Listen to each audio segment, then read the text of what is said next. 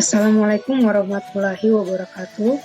Perkenalkan, nama saya Hana Misak dengan NIM 112000130 dari kelas 11 3B12 akan mempresentasikan artikel tentang ruang lingkup SDGs tentang ekosistem daratan dan isu keprihatinan bangsa Indonesia terhadap bencana alam.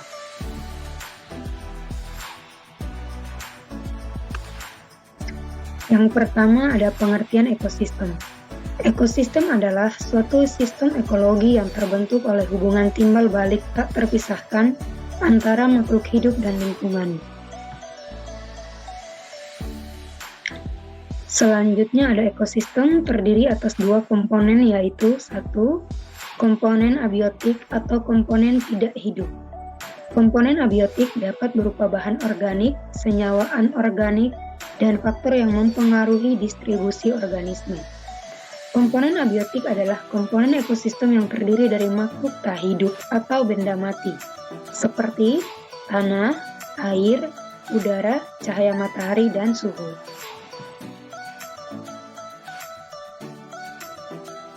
Yang kedua ada komponen biotik atau komponen hidup. Komponen biotik adalah komponen ekosistem yang terdiri dari makhluk hidup yang meliputi tumbuhan, hewan, dan manusia. Peranan komponen biotik dalam ekosistem dibagi menjadi tiga, yaitu satu, ada produsen. Produsen makhluk hidup yang dapat membuat makanan sendiri dengan bantuan sinar matahari melalui fotosintesis. Contohnya semua makhluk hidup. Yang kedua ada konsumen.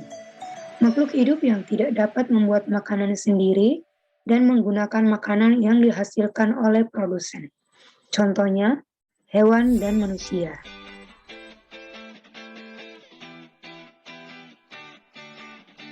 Selanjutnya ada konsumen dibagi menjadi 4 tingkatan, yaitu satu, ada konsumen satu atau primer. Yang kedua ada konsumen kedua atau sekunder.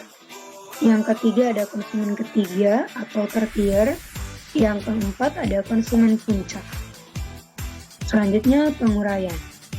Penguraian atau dekomposer adalah organisme yang menguraikan bahan organik yang berasal dari organisme mati.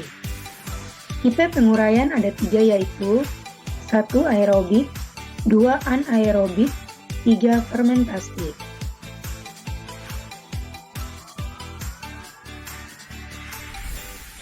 Selanjutnya ada pola makanan dalam ekosistem. Untuk memenuhi kebutuhan makanannya, makhluk hidup bisa memproduksi makanan sendiri atau memperoleh dari luar. Pola makanan dalam ekosistem dibagi menjadi 2, yaitu 1. Organisme autotrof. Organisme yang dapat membuat makanan sendiri dengan memanfaatkan bahan organik yang terdapat di lingkungannya dengan bantuan klorofil dan cahaya matahari. Contohnya tumbuhan hijau. Tumbuhan dalam ekosistem berfungsi sebagai produsen atau penghasil. Yang kedua ada organisme heterotrof. Organisme yang mendapatkan makanan dari makhluk lain.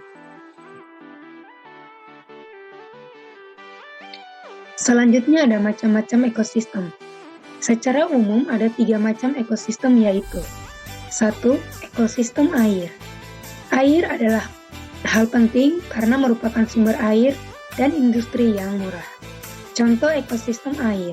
Ada ekosistem air laut, ekosistem muara, ekosistem pantai, ekosistem sungai.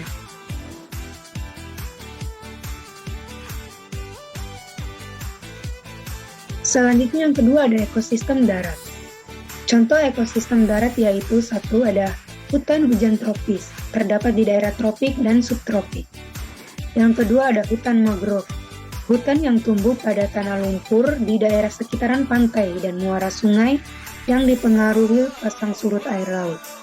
Yang berikut ada hutan rawa, terbentuk karena keadaan tanah yang sangat basah dan merupakan rawa yang terbentuk di daerah yang beriklim sedang.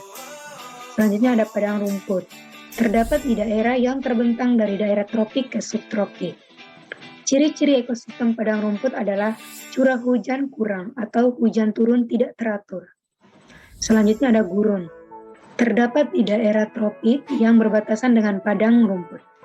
Ciri-ciri ekosistem gurun adalah gersang dan curah hujan rendah, serta perbedaan suhu siang dan malam yang sangat besar. Selanjutnya ada hutan gugur. Terdapat di daerah beriklim sedang yang memiliki 4 musim. Ciri-ciri ekosistem hutan gugur adalah curah hujan merata sepanjang tahun.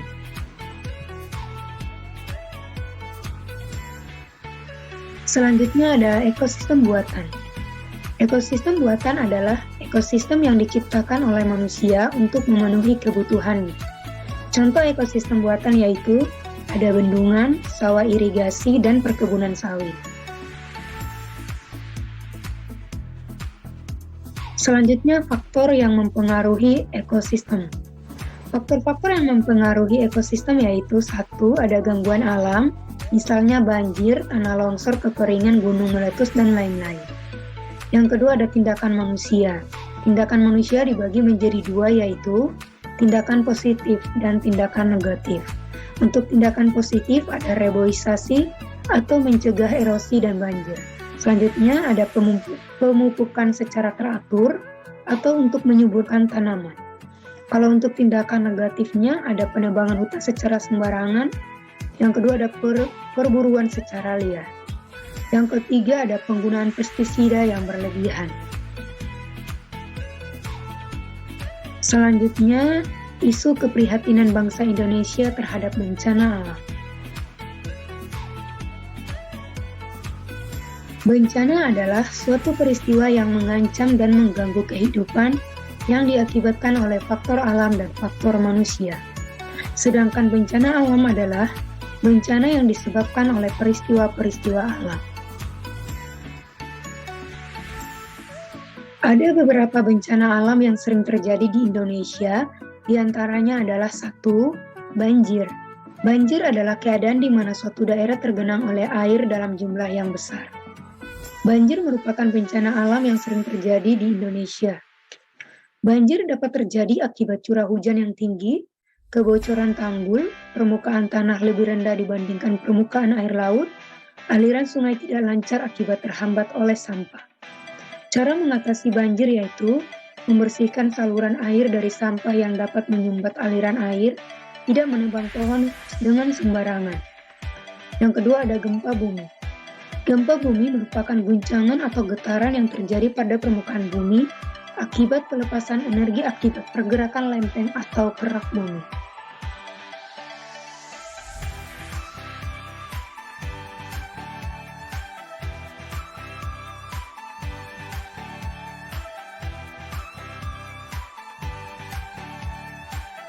Selanjutnya ada tsunami. Tsunami merupakan bencana alam yang dipicu oleh gempa bumi yang berpusat di tengah laut. Selanjutnya ada tanah longsor. Tanah longsor adalah bencana alam yang terjadi akibat curah hujan yang lebat, ditambah dengan gundulnya hutan atau pepohonan, serta kondisi tanah yang kurang padat. Selanjutnya ada kebakaran hutan. Kebakaran hutan dapat terjadi baik secara alami atau karena faktor manusia. Kebakaran hutan secara alami disebabkan oleh musim kemarau yang terlampau panjang. Sedangkan faktor dari manusia, salah satunya adalah untuk kebutuhan pembukaan lahan hutan.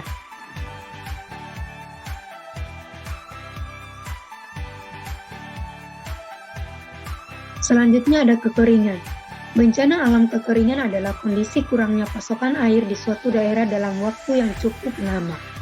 Curah hujan yang rendah juga bisa mengakibatkan kekeringan. Kekeringan biasanya terjadi pada musim kemarau di mana cadangan air tanah telah habis. Cara mencegah kekeringan yaitu dengan melakukan reboisasi atau penghijauan kembali daerah-daerah yang sudah gundul akibat tanah lebih mudah menyerap air pada musim hujan dan menyimpan cadangan air pada musim kemarau. Selanjutnya ada puting beliung. Puting beliung adalah putaran angin yang terjadi dengan kecepatan yang sangat tinggi yang bergerak secara garis lurus. Selanjutnya ada gunung meletus. Meletusnya gunung dapat terjadi karena endapan magma yang dalam permukaan bumi yang terdorong oleh gas bertekanan tinggi sehingga menyebabkan letusan. Gunung berapi yang meletus akan memuntahkan berbagai macam material seperti debu, batu, kerikil, magma, dan awan panas dari dalam perut bumi. Letusan gunung berapi juga dapat memberi manfaat bagi manusia, hewan, dan tumbuhan, yakni memberikan kesuburan bagi tanah dan material vulkanik bermanfaat untuk bahan dasar bangunan. Sekian pemaparan artikel dari saya. Terima kasih.